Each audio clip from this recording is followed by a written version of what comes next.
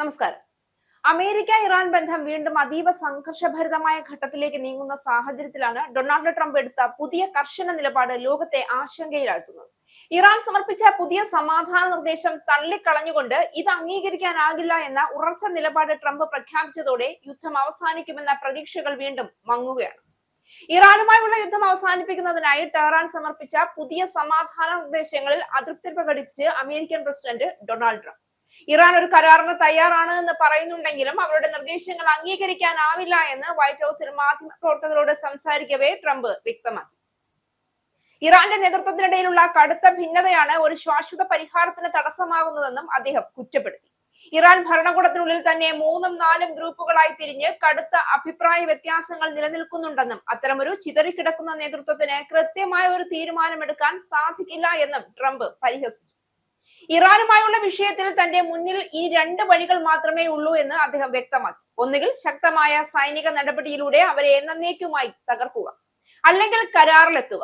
ബോംബാക്രമണം പുനരാരംഭിക്കാൻ തനിക്ക് വ്യക്തിപരമായി താല്പര്യമില്ല എങ്കിലും US സെൻട്രൽ കമാൻഡിൽ നിന്ന് സൈനിക നീക്കങ്ങൾക്കുള്ള പുതിയ പ്ലാനുകൾ താൻ സ്വീകരിച്ചിട്ടുണ്ട് എന്ന് ട്രംപ് വെളിപ്പെടുത്തി.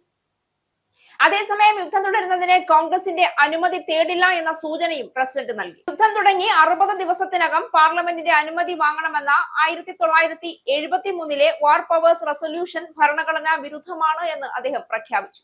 മാർച്ച് 2-നാണ് യുദ്ധം തുടങ്ങുന്നതായി ട്രംപ് കോൺഗ്രസിനെ അറിയിച്ചത്. ഇതനുസരിച്ച് നിയമപരമായ 60 ദിവസത്തെ കാലാവധി ഇന്ന് അവസാനിക്കുകയാണ്. എന്നാൽ കോൺഗ്രസിനോട് അനുവാദം ചോദിക്കാൻ താൻ ബാധ്യസ്ഥനല്ല എന്ന നിലപാടിൽ ഉറച്ചു നിൽക്കുകയാണ് ട്രംപ്. മുൻപൊരു പ്രസിഡന്റും ഇത്തരത്തിൽ അനുമതി തേടിയിട്ടില്ല എന്ന് അദ്ദേഹം തെറ്റായി അവകാശപ്പെടുകയും ചെയ്തിട്ടുണ്ട്. പ്രതിരോധ സെക്രട്ടറി പീറ്റ് ഹെക്സത്തും ട്രംപിന്റെ നിലപാടിനെ പിന്തുണച്ച് രംഗത്തെത്തിയിട്ടുണ്ട്. ഇതോടെ ഗൾഫ് മേഖലയിൽ വീണ്ടും യുദ്ധഭീതി ശക്തമായിരിക്കുകയാണ്. ട്രംപിന്റെ സമീപനം ഇറാൻ പൂർണ്ണമായും അമേരിക്കയുടെ നിബന്ധനകൾ അംഗീകരിക്കണം, അല്ലെങ്കിൽ സൈനിക നടപടികൾ തുടരാൻ അമേരിക്ക തയ്യാറാണ് എന്ന രീതിയിൽ അരക്കിട്ട് ഉറപ്പിച്ചതാണ്. കരാർ ചെയ്യുക അല്ലെങ്കിൽ ശക്തമായ ആക്രമണം നേരിടുക എന്ന ഇരട്ട ഭീഷണിയാണ് അദ്ദേഹം ലോകത്തിന് മുന്നിൽ വെക്കുന്നത്. ഈ നിലപാട് അന്താരാഷ്ട്ര തലത്തിൽ വലിയ ആശങ്ക സൃഷ്ടിക്കുന്നതാണ്. കാരണം ഇതൊരു സ്ഥിര സമാധാനത്തിലേക്കുള്ള വഴിയെ കൂടുതൽ ദൂരെയാക്കി നിർത്തുകയാണ്.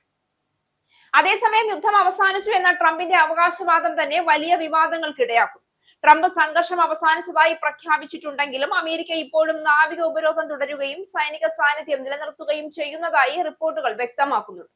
അതായത് യുദ്ധം ഔദ്യോഗികമായി അവസാനിച്ചിട്ടില്ല എന്ന് സാരം, മറിച്ച് അത് പുതിയ രൂപത്തിൽ തുടരുകയാണ്. ഈ സാഹചര്യത്തിൽ ട്രംപിന്റെ പുതിയ നിലപാട് ലോകത്തെ അറിയാത്ത ഭീഷണിയുടെ വക്കിലേക്ക് എത്തിക്കുന്നതായാണ് വിലയിരുത്തൽ.